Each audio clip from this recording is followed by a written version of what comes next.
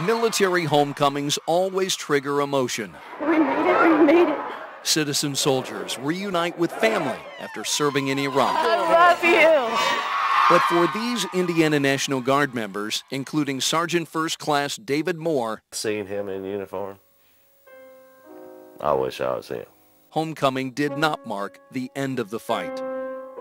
You think they're okay when they get home, and he wasn't okay when he got home. The enemy could have followed David home. Hi, my little sweetheart. Daddy misses and loves you very much.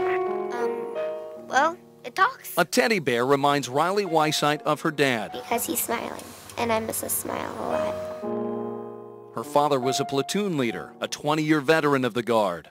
Riley's mother says David returned from Iraq in 2004 and got sick. What were his symptoms? The wheezing, the unable to breathe, the coughing. David went from doctor to doctor. His health got progressively worse. In February of 2008, David died. Because we still don't know what happened.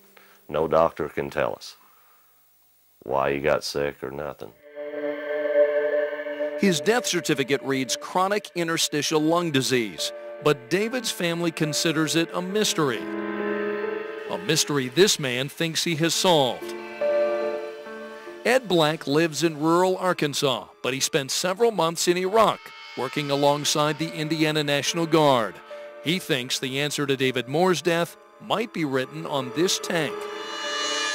And that says very plainly sodium dichromate. A day's exposure could write you a death warrant.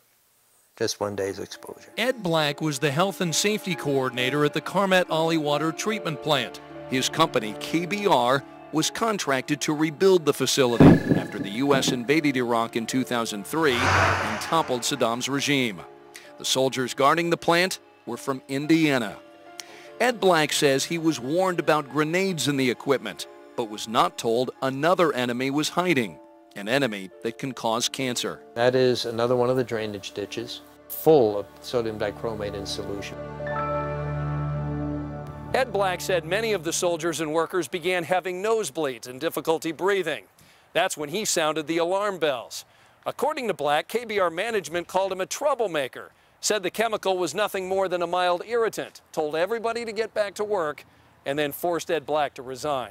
And when the issues came up, it was denial and intimidation to keep it quiet. And people were getting hurt. Internal PG&E documents, all about the contamination. The Aaron Brockovich movie is where most people learned about sodium dichromate. People in that case became sick after drinking the chemical. But in Iraq, the exposure was different. They were standing out in it, patrolling in it, working in it. Black says the soldiers were outside for hours over the course of several weeks, even during windstorms when the chemical was getting blown around. Were the Indiana National Guard soldiers given protective gear? No. Was KBR negligent in this case? I would say grossly negligent. Ed Black went one step further when testifying before a Senate committee investigating the issue. I do feel it was criminally negligent of KBR. Why would the company not have said, wait a second, this has to stop? The Senate committee produced a memo where KBR acknowledged the chemical has been on the ground since day one. People are potentially exposed to something that may be very dangerous. But just how dangerous is it? We traveled to New York City to get the answer. I mean, you don't want to get exposed. Dr. Max Costa is one of the nation's leading experts on sodium dichromate. It's one of the most potent carcinogens known to man. Dr. Costa says KBR should have shut the plant down. So when you see something like that, you shouldn't let people continue to go to work there. You should shut it down and remediate it. Dr. Costa says sodium dichromate causes cancer, other diseases, and infections.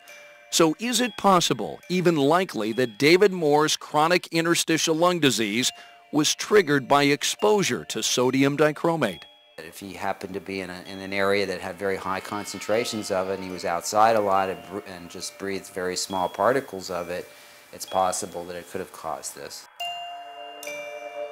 I think they ought to give him all the honors that he deserves.